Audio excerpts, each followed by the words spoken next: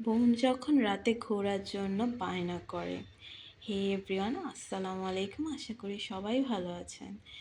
তো লাস্ট 2 দিন আমি অসুস্থ থাকার কারণে বাসা থেকে বের হই নাই ওরকম। তো আমার ছোট বোন আমাকে দেখতে আসে এবং এসেই বায়না শুরু করছে যে আমাকে নিয়ে একটু বের হতে হবে, ঘুরতে হবে। তো বোন যেহেতু বায়না করছে, তো ওকে নিয়ে আমি একটু বের হই।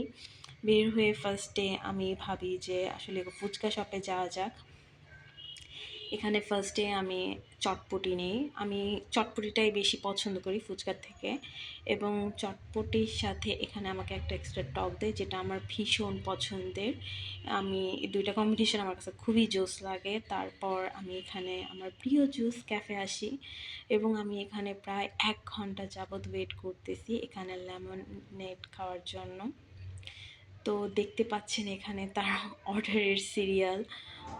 তারপর এখানে সেই যে তার অবশেষে বানানো হচ্ছে এবং সে সবাইকে বলছে যে সবাই পাবেন, একটু ধৈর্য ধরুন, সবাই পাবেন। তো আমিও ওয়েট করছি এবং ৪-৫টা গান চলছিল। তো এখানে গান যখন চলতেছিল আমি এই গানটা খুবই এনজয় করছিলাম। আমার খুব পছন্দের গান ছিল এটা। এবং ফাইনালি আমার মেন লেমনেড এবং লাসি চলে আসে। লাসিটা আমি আবার পরে অর্ডার দিয়েছিলাম। আজকে এই পর্যন্তই। আল্লাহ হাফেজ।